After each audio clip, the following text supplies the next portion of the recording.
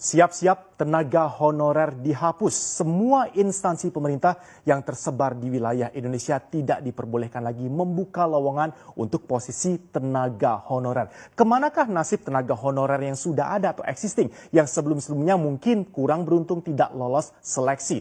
Bukan berarti pemerintah tidak memberikan jalan kepada mereka, mereka diberhentikan secara sepihak dan sebagainya. Karena ada option-option bagi mereka para tenaga honorer nanti sampai 2023. Bagi Anda yang sudah terlanjur menyandang status sebagai pegawai honorer, ada option untuk Anda. Pertama, kita harus pahami mengapa ini tenaga honorer dihapus. Tenaga honorer, keberadaan mereka dihapus karena dianggap membebani keuangan pemerintah pusat. Sebagaimana kita ketahui, yang mengangkat tenaga honorer ini adalah pemerintah daerah atau Pemda. Tetapi yang menggaji anggarannya semua berasal dari pemerintah pusat. Ini salah satu pertimbangan utama mengapa akhirnya keberadaan posisi dan status dari tenaga honorer ini dihapuskan sendiri. Tapi ada kalimat tambahan dari Menteri Cahyokumolo kalau kita berbicara mengenai tenaga honorer yang dihapus. Karena ini tadi dianggap membebani keuangan pemerintah pusat kalau daerah pada saat ini memiliki alokasi dana tersendiri dan alokasi dana tersendiri dari Pemda-Pemda ini dipastikan aman lebih lama boleh dilakukan. Tapi yang jelas ada masa transisi sampai 2023. Nanti lepas dari 2023 tidak ada lagi tenaga honorer. Sekarang pun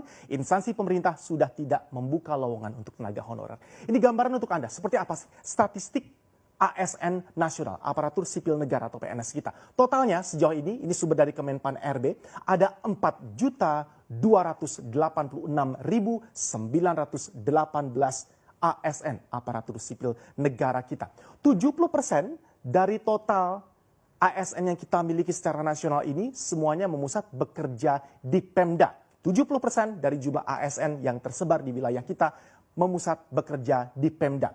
Ini pun kalau kita detailkan lebih breakdown lagi, komposisinya 60% dari keberadaan ASN ini bersifat administratif. Ini adalah statistik ASN nasional. Next, ini dasar penghapusan tenaga honorer. Sebagaimana disampaikan tadi, apa sih alasannya mengapa tenaga honorer sudah tidak akan ada lagi nanti lepas 2023. Yang pertama adalah untuk memperjelas status tenaga honorer yang sudah ada. Agar mereka tidak terkatung-katung, ada option yang diberikan kepada mereka. Mereka bisa menjadi ASN atau PNS dengan mengikuti seleksi CPNS atau ada pilihan lain juga. Ini ada dua option. Option yang berikutnya adalah bisa mengikuti seleksi PPPK atau P3K, pegawai pemerintah dengan perjanjian kerja. Yang kedua adalah perapian sistem dan solusi permasalahan anggaran. Di awal sudah kita buka dengan permasalahan anggaran karena keberadaan dari pegawai honorer ini dianggap bisa membebani keuangan pusat. Ada waktu yang diberikan, ini berlakunya dari 2018, nanti berarti ini bisa sampai ke 2023 karena masa transisi yang diberikan adalah 5 tahun sejak PP ini diundangkan. PP nomor 49 tahun 2018 dasar hukum atau alasan mengapa penghapusan tenaga honorer dari yang ada di tanah air. Ini didorong para tenaga honorer yang sudah existing yang ada saat ini tersebar di seluruh wilayah Indonesia untuk bisa mengikuti seleksi P3K tadi ataupun CPNS. Bedanya ada di mana? Bagi yang memenuhi persyaratan untuk menjadi PNS, Anda diperkenankan mengikuti seleksi CPNS. Bagi Anda yang ternyata belum memenuhi persyaratan CPNS, Anda bisa mempunyai pilihan kedua yaitu bisa mengikuti seleksi P3K atau pegawai pemerintah dengan perizinan kerja. Bagaimana kalau saya sebagai pegawai honorer tidak lolos dua-duanya? Saya tidak lolos CPNS, kemudian saya tidak lolos P3K dalam masa transisi sampai nanti tahun 2023. Kalau saya tidak lolos dua-duanya, maka status saya sebagai pegawai honorer ini akan dikembalikan ke instansi yang mengangkat saya. Semua pemerintah, instansi pemerintah saat ini sudah tidak bisa lagi membuka lowongan untuk tenaga kerja honorer. Ini sesuai dengan aturan yang termuat dalam PP nomor 49 tahun 2018. Bagaimanapun masih ada pemberian kesempatan untuk seleksi CPNS dan juga P3K. Tenaga honorer yang belum seleksi, ini gambaran mengapa pemerintah juga pada saat bersamaan sebenarnya memperhatikan nasib dari para tenaga honorer ketika mereka tidak diangkat juga menjadi PNS atau P3K. Ini angka dari gambaran tahun 2013, jumlahnya total tenaga honorer yang belum lulus seleksi dan mereka sampai sekarang menjabat mempunyai status sebagai tenaga honorer, totalnya ada di 438.590. Ini kalau kita lihat, kita breakdown lebih detail sebaran tenaga honorer ini di bidang apa saja. Tenaga administrasi 269.400 tenaga honorer kita miliki. Dosen guru 157.210 dan penyuluh untuk tenaga penyuluh di 5.803.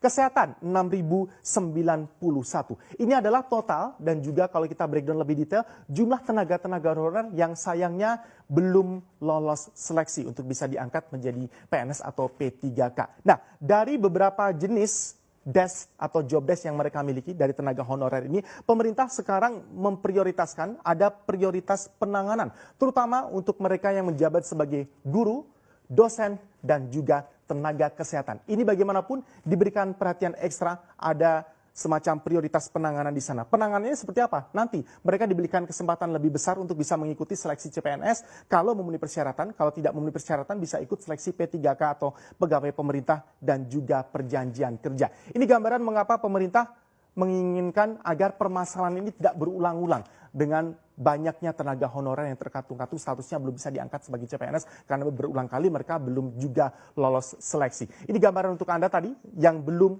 terangkat. Sekarang adalah pengangkatan tenaga honorer. Ini rentang waktunya dari 2005 hingga 2014. Ada berapa banyak pengangkatan tenaga honorer? Ini tenaga honorer yang pertama adalah 860.220 kalau kita berbicara mengenai THK tingkat 1. Kemudian THK, HK di sini adalah kategori tenaga honorer kategori 1, tenaga honorer kategori 2. Tenaga honorer kategori 2 ada 209.872. Sehingga dari kategori 1 dan juga kategori 2 di sepanjang 2005 hingga 2014 pemerintah kita sudah mengangkat tenaga honorer totalnya 1.070.092. Ini adalah sepertiga dari jumlah ASN statistik total yang kita sampaikan tadi, statistik ASN nasional. Kita nantikan bersama semoga masa transisi ini benar-benar bisa dimanfaatkan sehingga ruhnya baik, misinya baik untuk memberikan kesempatan bagi semua tenaga honorer untuk mendapatkan kesempatan yang layak dan juga sama untuk mengabdi kepada negara.